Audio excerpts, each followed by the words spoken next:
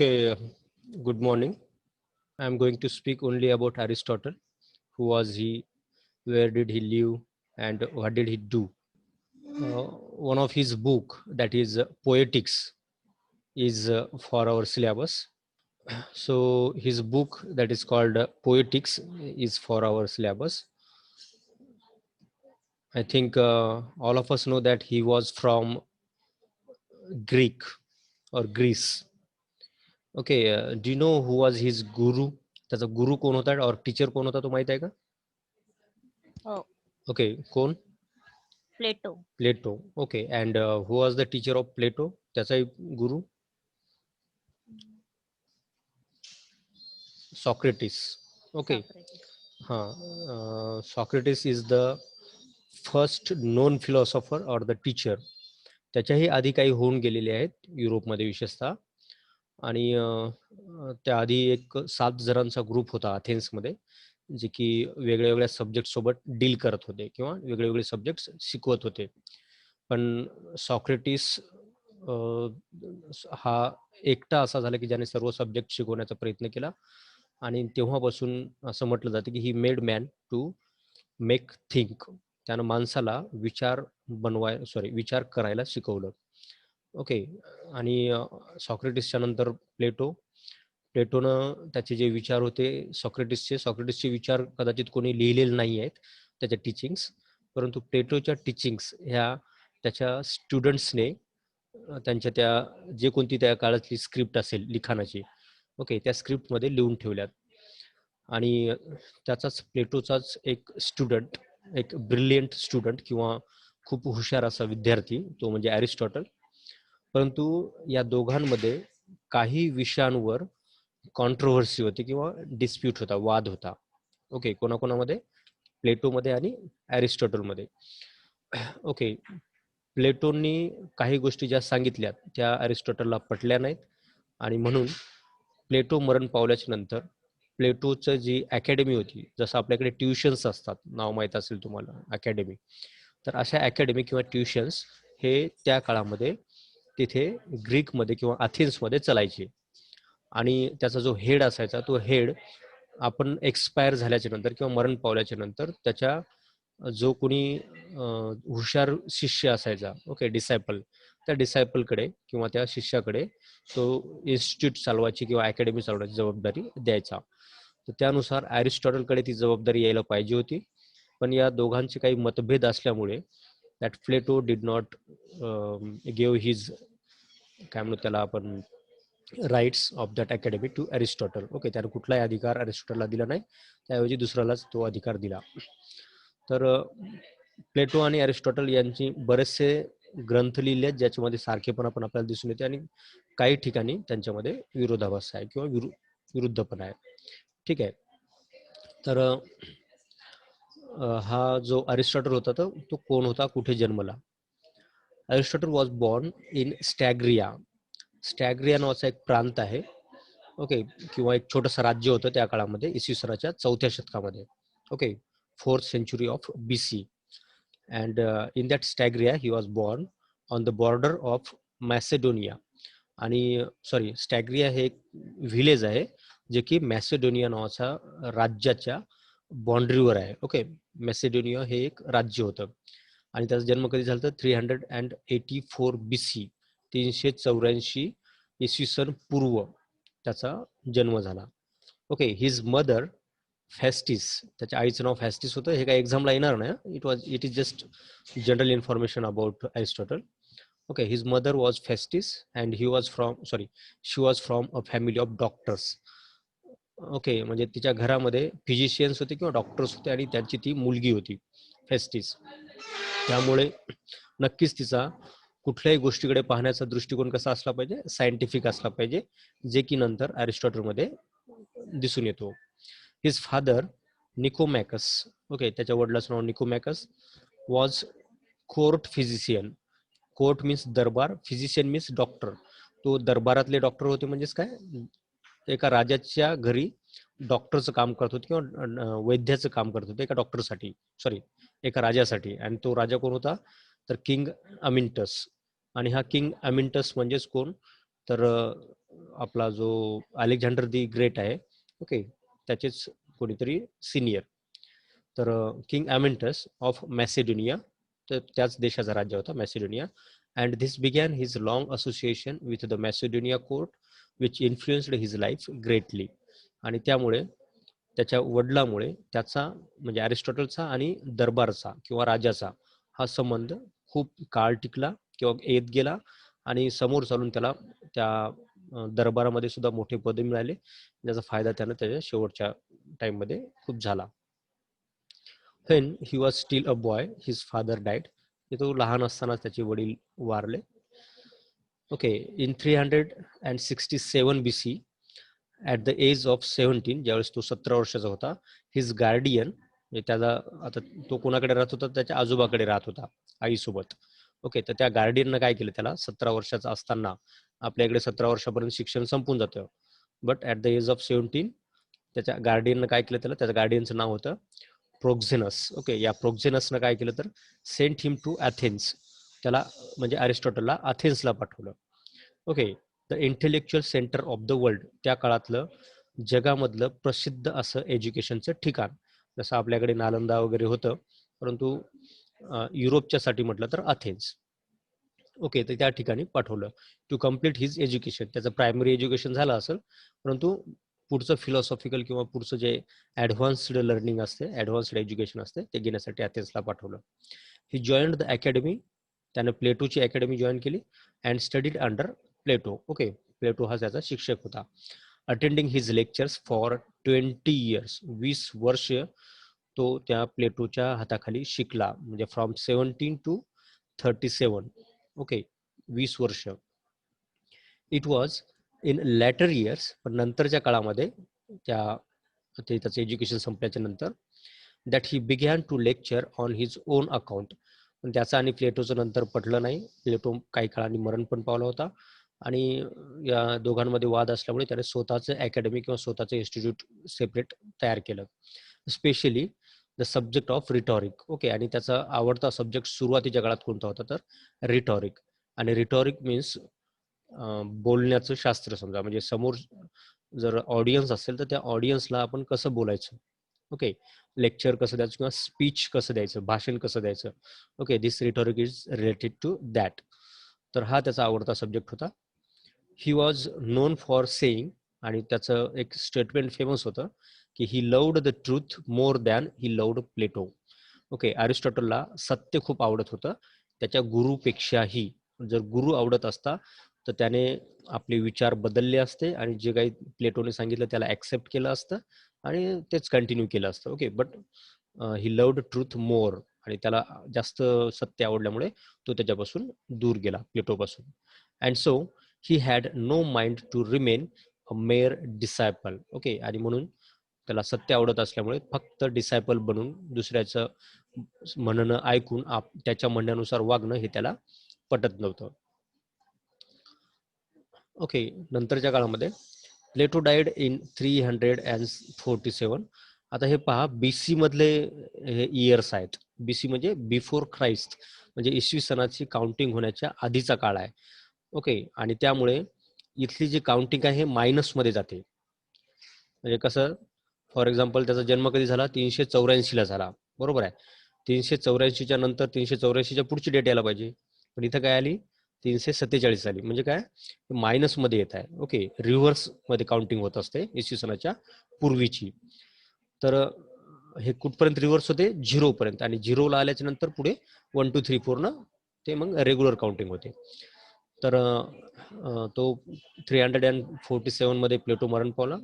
Aristotle would have been his rightful successor. Okay, तसं जर पाहिलं तर अरिस्टॉटलचा अधिकार खूप होता, त्याचा एक सक्सेसर बनण्याचा. सक्सेसर मीन्स उत्तर अधिकारी, म्हणजे ती अकॅडमी चालवण्याचा अधिकार अरिस्टॉटलला भेटायला पाहिजे होता. परंतु how ever his divergence means विरोध म्हणा किंवा वेगळेपण. Okay, his divergence from Plato's teachings made it impossible. पण प्लेटोच्या बऱ्याचशा टीचिंग्स त्याला आवडत नव्हत्या, आणि म्हणून तो त्याचा सक्सेसर बनला नाही. In 347 Aristotle spent the next 4 years conducting zoological investigations. Okay. Zoological means प्राणीशास्त्र. प्राणीशास्त्र हा सुद्धा एक त्याचा आवडता विषय होता. आणि मग तो तिथून निघाला आणि ॲसॉस आणि लेस्बॉस नावाच्या 2 बेटांवर, ग्रीकच्या साईडला बेट आहेत तुम्हाला जर दिसत असतील तर नकाशामध्ये, तर त्या ॲसॉस आणि लेस्बॉस नावाच्या बेटांवर तो काय करू लागला, तर झूलॉजिकल इन्व्हेस्टिगेशन्स करू लागला. म्हणजे तिथले प्राण्यांची माहिती कलेक्ट करू लागला. ओके. स्वतः एक्सपेरिमेंट करू लागला, स्वतः त्या प्राण्यांना भेट देऊ लागला आणि त्यांची माहिती कलेक्ट करू लागला. ओके. त्या काळामध्ये काय आपल्यासारखे रेडीमेड बुक्स नव्हते, तर हेच लोक इन्व्हेस्टिगेट करून त्याच्यावर बुक्स तयार करत होते. त्यानंतर ही मॅरिड टॉईस. ओके. त्या काळानुसार तो 2 वेळेस लग्न केलं त्याने. हिज सेकंड वाईफ, जिचं नाव होतं हर्फिलिस, bore him a sun. Okay. त्याला आणि त्याच्या सेकंड वाईफला हर्फिलिसला एक मुलगा झाला आणि त्या मुलाचं नाव ठेवलं होतं निकोमॅकस. ओके. निकोमॅकस नावाचा तो मुलगा होता. आफ्टर 4 इयर्स, 3 वर्षानंतर, म्हणजे 4 वर्षानंतर 347 आणि 343 म्हणजे 4 वर्ष मायनस झालेत. तर after 4 years he was called to Macedonia. Okay. त्याला मॅसेडोनियाचा जो राजा होता, जिथे त्याचे वडील वैद्य म्हणून काम करत होते, तिथे त्याला बोलावण्यात आलं. ओके. त्या राजाकडून. आणि कोणी बोलावलं होतं त्याला? तर किंग फिलिप, म्हणजे याच्या वडील ज्याच्याकडे नोकरीला होते त्याचा मुलगा हा king Philip, to tutor the king's son, the future Alexander the great. Okay. आणि या किंगचा जो मुलगा होता फिलिपचा, त्या मुलाचं नाव काय होतं तर अलेक्झांडर. आणि या अलेक्झांडरला तुम्हाला माहित असेल, अलेक्झांडर सगळं जग जिंकलं होतं असं म्हणतात, म्हणजे तो भारतापर्यंत पोहोचला होता. ओके. तर या अलेक्झांडरचा ट्युटर बनण्याचं काम कोणाला दिलं, तर या अरिस्टॉटलला दिलं. ट्युटरचा अर्थ काय होतो? टीचर म्हणजे शिकवणारा. ओके. आणि ट्युटर म्हणजे शिक्षकाचं काम एक तर ट्युशन्समध्ये शिकवणं किंवा क्लासमध्ये शिकवणं, बस. त्याच्या व्यतिरिक्त त्याचा आणि त्या स्टुडंटचा काहीही संबंध नसतो. परंतु ट्युटर जो असतो, TUTOR, ट्युटरचं काम हे फक्त त्याला 2 तास 4 तास शिकवणं नसतं, तर 24 हावर्स त्याच्यासोबत राहायचं असतं त्याला. कोणाला? त्या अरिस्टॉटलला आपल्या अलेक्झांडर सोबत 24 तास राहायचं, म्हणजे प्रत्येक दिवस त्याच्यासोबत राहायचं. आणि त्याला जे काही क्युरिओसिटी वाटेल, जे काही प्रश्न विचारावा वाटेल, तर त्या प्रश्नाचं उत्तर त्याला द्यायचं. तर याला म्हणतात ट्युटर. तर त्या अलेक्झांडर द ग्रेटचा ट्युटर बनण्याचं भाग्य म्हणा. ओके. तर हे कोणाचं होतं? त्या अरिस्टॉटलचं होतं. 7 इयर्स लॅटर. ओके. तो 7 वर्षासाठी तिथे ट्युटर होता. After 7 years Aristotle return to Athens. Okay. नंतर त्याचा ट्युटरचा कालावधी संपल्याच्या नंतर तो वापस आला अथेन्स शहरामध्ये and founded the school Lyceum. Okay. त्यानं स्वतःची अकॅडमी स्थापन केली आणि त्या अकॅडमीला नाव दिलं Lyceum, which its ruins can still be seen today. Okay. असं क्लेम जाते की ते जे चित्र दिसत आहे तुम्हाला मागे स्क्रीनवर, तर ते त्या अकॅडमीचं ते रुइन्स आहेत. परंतु गॅरंटी नाही आहे की तेच आहे की नाही. काही लोकांनी क्लेम करतात तसं. ठीक आहे. तर तो कशामध्ये इंटरेस्ट घेत होता शिकवण्यामध्ये विशेषतः? तर Aristotle taught in what later become known as peripatetics. Okay. Peripatetics ही एक स्टाईल आहे. ॲक्च्युली पेरिपेटिटिक्सचा अर्थ होतो की फिरणे. ओके. तुम्ही एखाद्या पिक्चरमध्ये वगैरे पाहत असाल, मागच्या साईडला हाताची घडी करायची आणि फेऱ्या मारायच्या. तर असे फेऱ्या मारत चालणं आणि बोलणं. तर याच स्टाईलला फेरी मारत, मागे हात करून फेरी मारत चालणं आणि त्याच्यासोबतच बोलणं. ओके. Talk while walk. तर त्या स्टाईलला पेरिपेटिटिक्स म्हणतात. आणि अरिस्टॉटलची ही एक स्टाईल होती. त्या स्टाईलमध्ये तो विद्यार्थ्यांना शिकवताना काय करायचा, तर याच स्टाईलमध्ये चालत राहायचा मागं पुढे आणि त्याच स्टाईलमध्ये तो शिकवत पण असायचा, बोलत असायचा. आणि म्हणून त्याला नाव दिलं पेरिपेटिटिक्स. Okay. पेरिपेटिटिक्स, which means to talk about, to walk about, which he did often as he discoursed. जेव्हा जेव्हा तो शिकवायचा त्यावेळेस असं बऱ्याचदा तो चालत राहायचा. He is said to be given 2 type of lectures. Okay. 2 प्रकारचे तो लेक्चर्स द्यायचा. वन इन द मॉर्निंग, सकाळच्या वेळी, for inner circle of advanced students. Okay, जे खरोखर हुशार विद्यार्थी होते, ज्यांना खरंच खूप काही शिकण्यामध्ये इंटरेस्ट होता अशांसाठी. And one in the evening for the general body of the lovers of knowledge. Okay, and the uh, one lecture which he used to give in the evening, that was for general people. Okay, सामान्य लोकांसाठी ते द्यायचं, ज्यांना फार असं अवघड काही शिकायचं नाहीये, परंतु थोड्याफार गोष्टी समजून घ्यायच्या आहेत. ओके, थोडंसं नॉलेज वाढवायचं आहे for those people. He taught modern down to earth philosophy, biology, politics and the rules of logic, किंवा फक्त लॉजिक. त्या काळामध्ये लॉजिक हा आपण आज आपण रिझनिंग म्हणतो त्याला, तसं लॉजिक नावाचा एक सब्जेक्ट होता. पॉलिटिक्स फेमसच आहेत, पॉलिटिक्सचा सब्जेक्ट होता, बायोलॉजीचा एक सब्जेक्ट होता आणि फिलॉसॉफीचा. ओके, तर ह्या सब्जेक्ट्स तो त्या लोकांना शिकवण्यामध्ये एक्सपर्ट होता किंवा त्याला इंटरेस्ट होता. Aristotle's main works are the Friar Analytics. Okay, maximum work जे आहेत ते अनालिटिकल बेस्ड आहेत. अनालिटिकलचा अर्थ काय होतो, की त्याच्यामध्ये लॉजिक अप्लाय करून त्यांनी ते एक्सप्लेन केलेलं आहे. फॉर एक्झाम्पल, तुम्हाला आपलं पोएटिक्स घ्या, पोएटिक्स हे आपल्या अभ्यासाला आहे.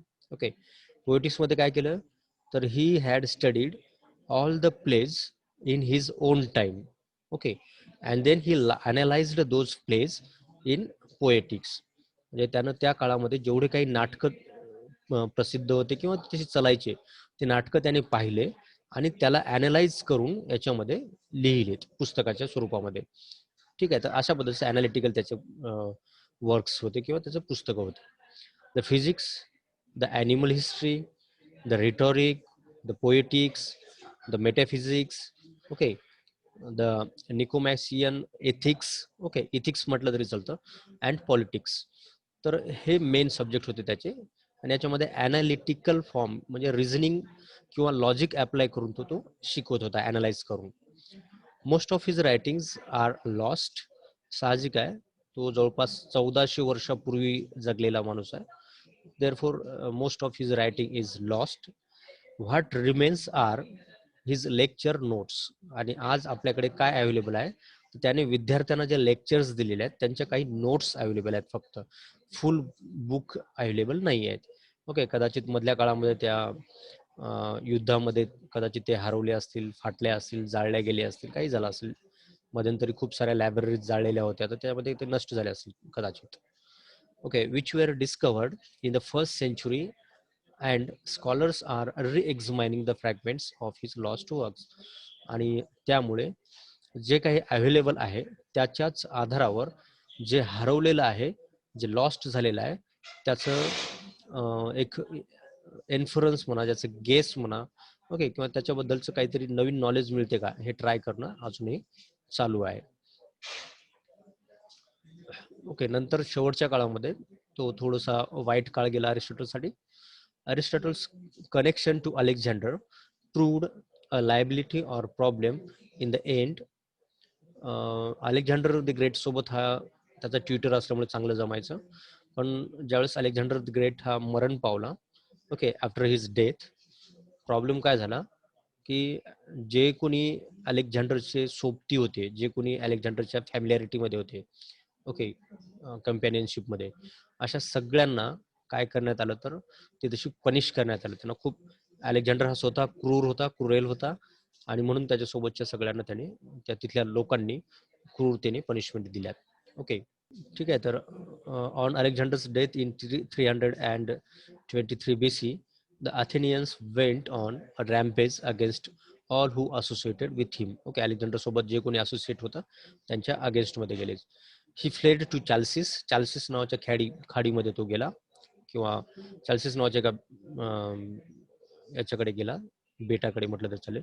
Fled to Chalcis in Euboea, where he quoted, आणि जिथे जाऊन त्याने कोट केलं की the Athenians sin twice against philosophy, referring of course to the unjust trial and death of Socrates. Okay, philosophy सोबत त्यांनी 2 वेळेस सीन केला, किंवा फिलॉसॉफी सोबत 2 वेळेस त्यांनी वाईट वागलेत.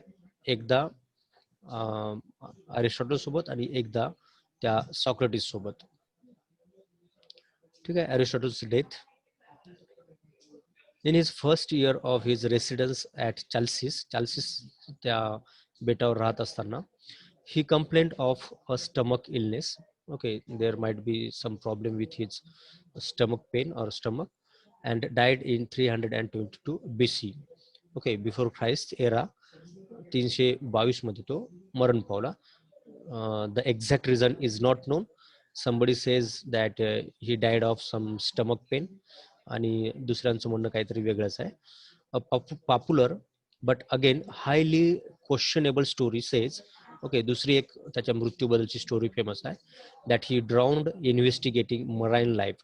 मराईन मीन्स समुद्र किंवा पाण्याखालचं. तर पाण्याखालचं जीवन हे इन्व्हेस्टिगेट करत असताना, ओके, तो इन्व्हेस्टिगेटर सुद्धा होता, सायंटिस्ट असल्यासारखा. Okay, at the time he drowned there. Drowned means बुडून मरण पावला. However no one knows exactly what happened with him. Okay, काय घडलं that nobody knows exactly. Aristotle's philosophy, logic, science, metaphysics, ethics, politics, and system of deductive reasoning have been important ever since. Okay, तेव्हापासून या सगळ्या गोष्टी काय आहेत, important आहेत, किंवा खूप लोक याला युटिलाइज करतात किंवा त्याचा वापर करतात आजच्या काळामध्ये सुद्धा. Okay, in the middle ages, विशेषतः मध्ययुगीन काळामध्ये, the church used Aristotle to explain its doctrines. Okay, एरिस्टॉटलच्या बऱ्याचशा थेरीज ज्या आहेत त्या चर्चने सुद्धा यूज केल्या. त्यांच्या स्वतःच्या काही डॉक्ट्रिन्स म्हणजे काही काय म्हणतो आपण, उपदेश असतात, थेरीज, त्या उपदेश समजावून सांगण्यासाठी त्याने वापरलं. Okay, it was all about Aristotle, जे की तुमच्या एक्झामच्या पॉईंट ऑफ व्ह्यूने महत्वाचं नाही आहे, but you must have some idea about his life. Therefore I spoke about his life. आता इथून पुढे जे आहे, okay, that you must take care of, कारण की इथून पुढे जे येईल ते तुम्हाला एक्झामसाठी महत्वाचं आहे. तर now poetics. Aristotle's poetics, written at about 335 BCE. BCE चा अर्थ होतो before Christ era. Okay, era means age, Christ means Jesus Christ, आणि बी मीन्स बिफोर, त्याच्या आधी. तर 335 या डेटच्या आसपास, या इयरच्या आसपास, that poetic book was written. is considered to be the first systematic critical theory in the world. Okay, अरिस्टॉटलने थेरीज मांडलेल्या आहेत, परंतु प्लेटोने मांडलेल्या आहेत, परंतु प्लेटोच्या थेरीज सिस्टमॅटिक सुद्धा आहेत, पण जेवढ्या सिस्टमॅटिक याच्या आहेत अरिस्टॉटलच्या, तेवढ्या सिस्टमॅटिक त्या नाही आहेत, कारण की त्याच्यामध्ये तुम्हाला बऱ्याचदा लॉजिक अप्लाय करण्याचा प्रॉब्लेम येतो. प्लेटोले म्हणजे बऱ्याचशा थेरीज आहेत सिस्टमॅटिक, पण काही ठिकाणी तिथं लॉजिकल ऍप्लिकेशन होत नाही. परंतु अरिस्टॉटलच्या थेरीजला तुम्ही लॉजिक अप्लाय करू शकता, आणि त्यामुळे ते सिस्टमॅटिक वाटतात जास्त. ओके, फॉर नियरली 2000 इयर्स, 2000 म्हणण्यापेक्षा 2400 म्हटलं तरी चालेल, for nearly 2400 years it has inspired the thoughts of writers. Okay, writers, philosophers and critics. तुम्ही जर जे आतापर्यंत तुम्हाला जेवढे बुक्स माहित आहेत, प्रत्येक पुस्तकामध्ये जर तुम्ही त्याला अनालाइज केलं, तर तुम्हाला कोणाला समोर पाहावं लागते, तर अरिस्टॉटलला.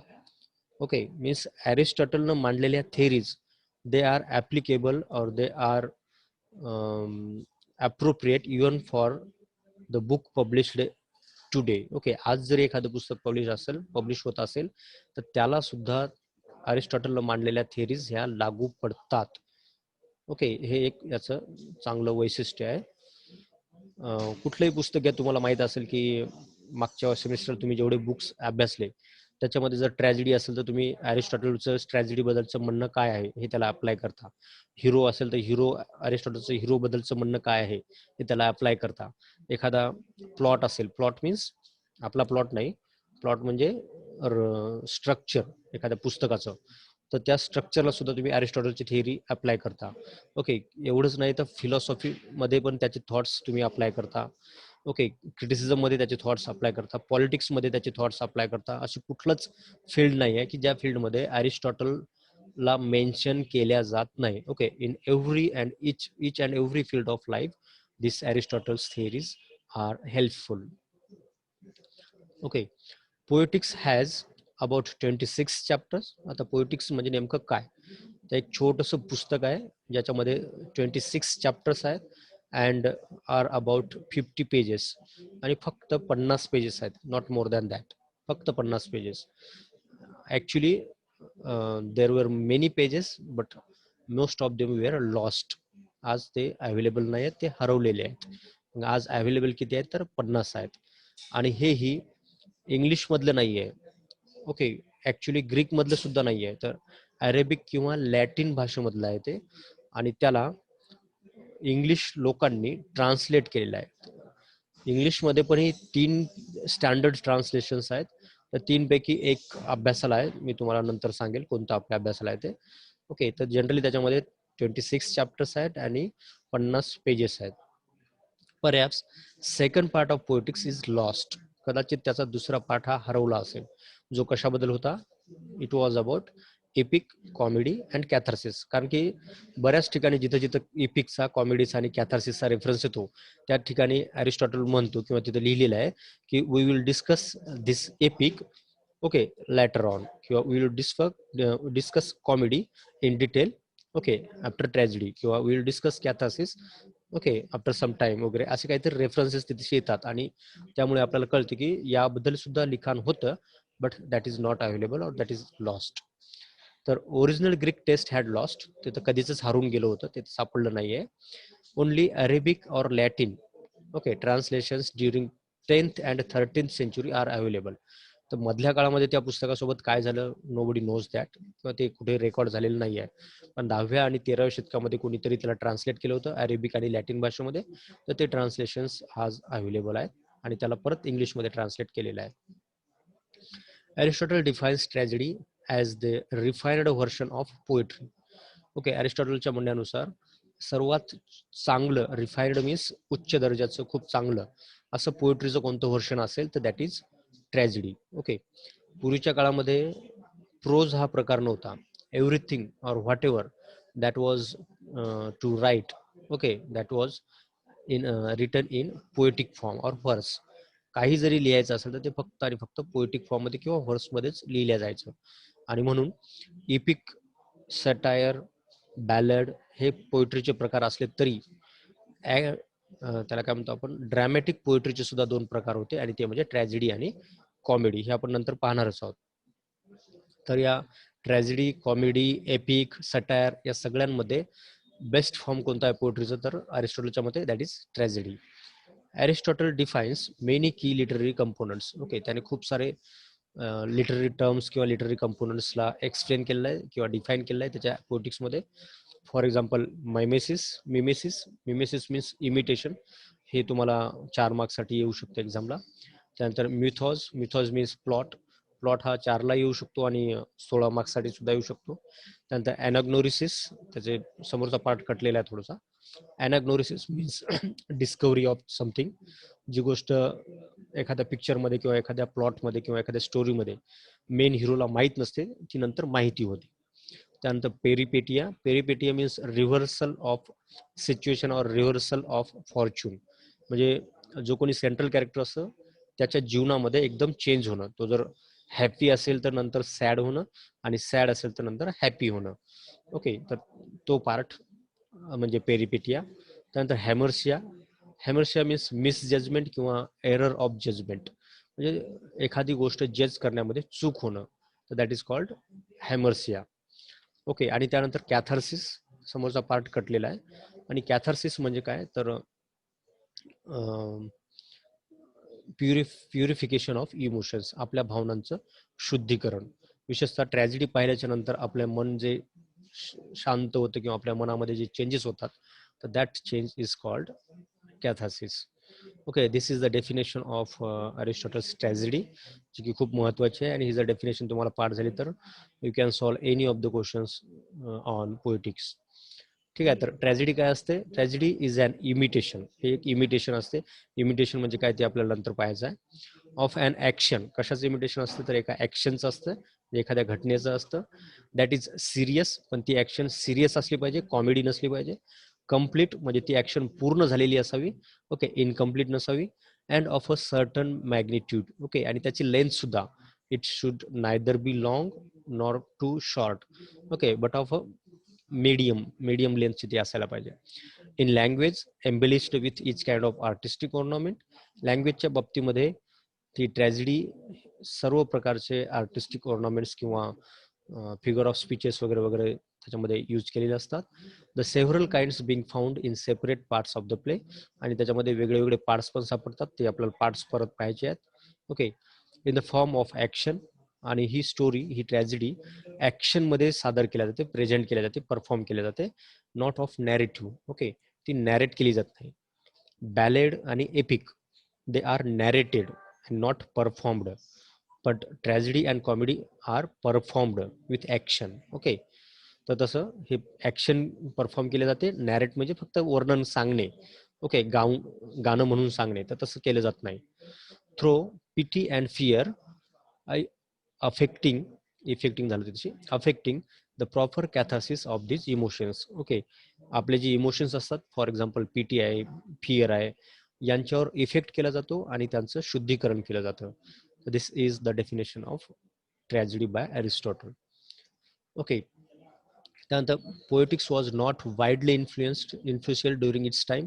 ज्यावेळेस पोएटिक्स लिहिण्यात आला त्यावेळेस त्याला कोणी विचारत नव्हतं, कारण की it was not spread all over the Europe. At the time it was limited to Athens city only. Athens पुरताच लिमिटेड होतं किंवा ग्रीक पुरतंच लिमिटेड होतं. But during the age of enlightenment, परंतु एनलायटनमेंट म्हणा किंवा रिनायसा म्हणा, रिनायसाच्या काळामध्ये Aristotle's views shaped the concept of tragedy. Okay, सगळीकडे ट्रॅजेडीचे व्ह्यूज पसरलेत. By this time, the original Greek text had been lost. पण या काळामध्ये जे ग्रीकचं ओरिजिनल टेक्स्ट होतं ते मात्र हरून गेलं. But Latin, Arabic etcetera translations are available. Latin वगैरे त्याचे ट्रान्सलेशन आजही अवेलेबल आहेत.